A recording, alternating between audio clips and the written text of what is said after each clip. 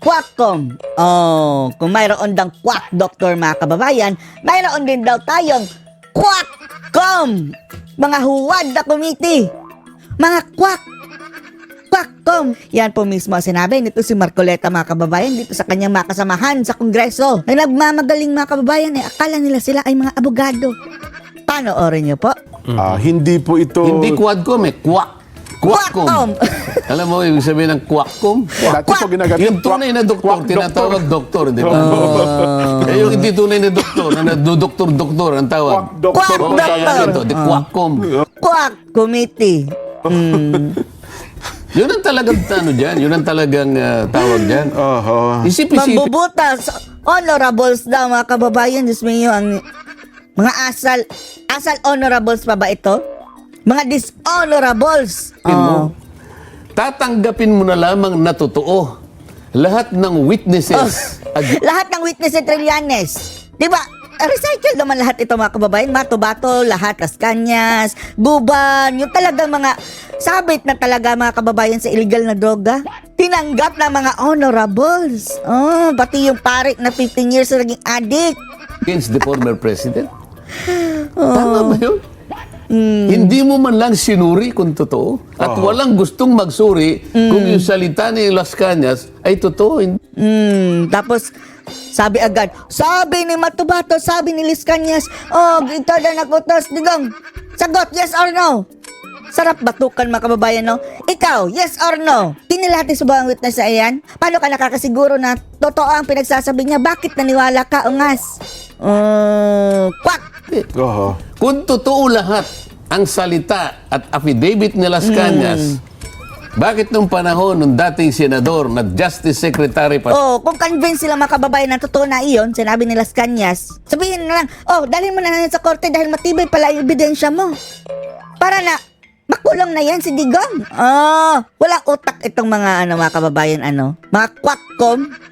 Kung gusto talaga nilang gumamit ng mga resource person na legit, ipatunayan muna nila itong mga Las Cañas, ito Matubato, Trililing, sa korte. O kung manalo kayo sa korte, saka na lang kayong pumunta dito sa Quadcom dahil magagamit na namin ang inyong mga inputs dahil tinatigan kayo na korte Dahil ang itong batas na gagawin natin, magpapabilang mga kababayan sa ating saligang batas. Tapos babahiran ng mga ganitong klase mga taon na Trililing. Sumiyo, Quackcom talaga. siya at naging Human Rights Chairman, bakit ni isang kaso ay wala siyang naipay laban sa Pangulong Duterte? Yun na nga. Akala mo matotoo yun? Wala. Tapos Saba? dumating pa yung isang senador. Ano naman ang role ng isang senador na yun? Si Stella. Former senator. Hindi, Panggulo anong lang. katwiran? Ba't tinawag mo doon? Ang katwiran, kinuha siya ni Ngagnag mga kababayan dahil ang prinsipyo ni Ngagnag the enemy of my enemy is my friend. Gugamit ako ng existing na nakalaban ni Duterte para ito na ang gagawin kong asong tagakagat. Akala ko bang pinag-uusapan natin extrajudicial killing? Tama. Anong role niya doon? Actually, kung yun naman ang... Diba? Tapos ba ang EJK ngayon sa mga panahong ito?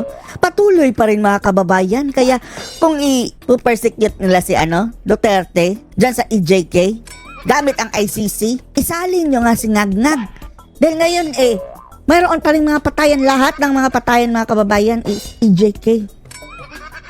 At ang masaklap pa, ang nagugurgur ngayon mga kababayan ay mga inosente. linya ng punto sana ni Attorney Delgra nung tinatanong niya, kasi bakit nga lumutang ngayon yung Si Trillanes, Trililing. na ang punto naman, kumitaan niya ng droga Yun ay niyang kita sa droga na ikinukonect nila sa Hindi mo nga EJK. pwedeng i-connect yun nang wala kang matibay na katwiran. Unang-una, Ang ebidensya ni Trillanes mga kababayan, yung demesa na non-existent na tao. Binigay daw sa kanya. kung may documentary, documentary Papel na ginawa lang sa Excel. evidence ka, o Para lang nag-present na PowerPoint mga kababayan siya. may testimonial evidence ka, ilatag mo. Pero kung sasabihin mo lang doon pagkatapos ikukonek mo ron, wala namang kaugnayan yun. Kasi kung ang nakita nila, bahid ng pagkakaugnay daw, bahid lang po kung hindi. Tapos ang nagbahid mga kababayan, si Trililing. Sila Dilima Saba. Na ang mga credibility. Oh, Diyos mio. Oh, naugnay sa illegal na droga si Saba. Si Trililing ay nag-traidor sa ating bansa. Nagkudita. Ang common denominator sa kanila mga kababayan, parehong nakulong. Mga gonggong. Matibay na batayan na yun daw pera o kaya naman kinita Ba't sumisingot ka rin, Jean? Sipon lang siguro. Oh, ganyan. ng pamilya Duterte ay galing sa droga. Uobjekan ka ng abogado eh. Ako Kaya sa korte po. Oo, Objection sasabihin, talaga yan. objection. Opo. Impertinent, Your Honor. No basis. No connection. basis. Oh. Irrelevant. Pagkagalitan ka pa ng judge eh. Oh, so nga, sabi ng judge, idioto. Wala kang basihan. You are speculating. Especulasyon. Sabi niya. Nasaan ka ngayon? Nga. Oh. Eto mga kababayan. Ay, naghari-harian dyan sa quad. Akala kang tatalin. Hindi alam ang rule of law. Oh.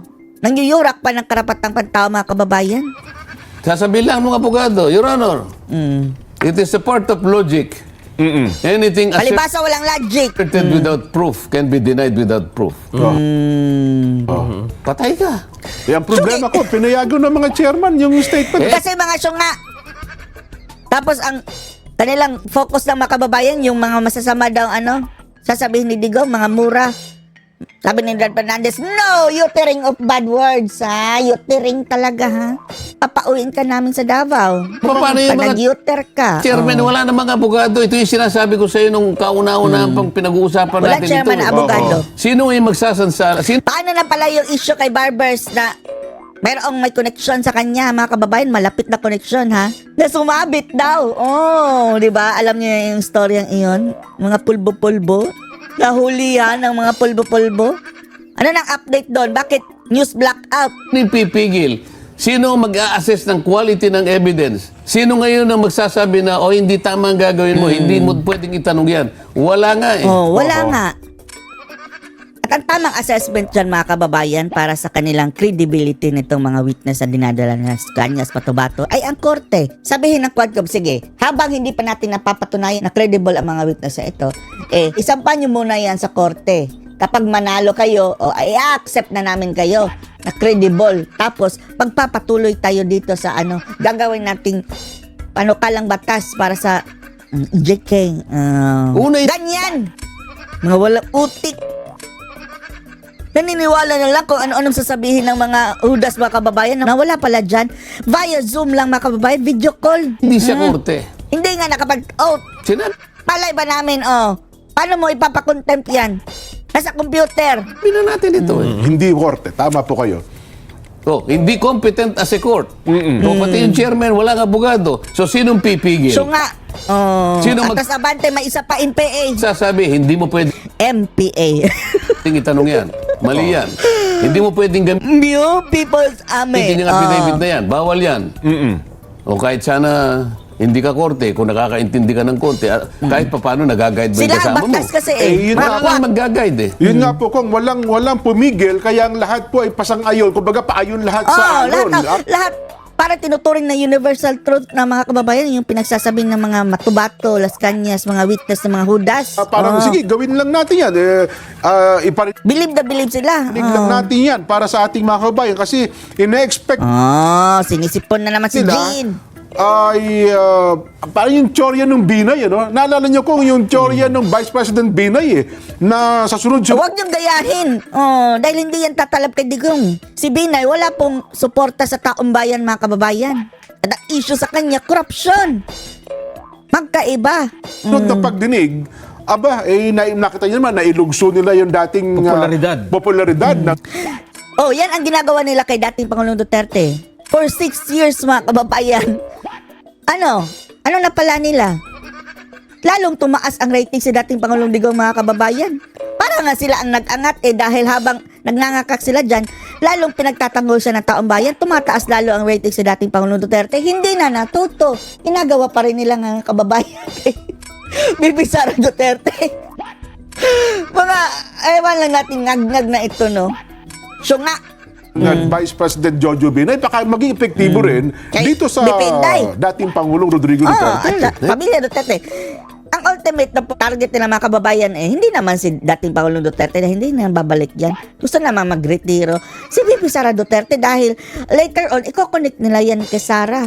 Hindi naman ganoon ang trajectory nila eh. Ang ganun gusto ba? nila ngayon, ang gusto nila ay managot ang dating Pangulo Kulong. doon sa programa na kanyang ginawa. Samantalang nung gawin yon, presidente siya ng Pilipinas, Oh, lahat sila mga kababayan, praise, all praises. Oh, ngakwak. Oh, walang ibang dapat tawag dyan mga kababayan, kwakpon. Huwad talaga. Oh, ano masasabi niyo dito? Post your comments below.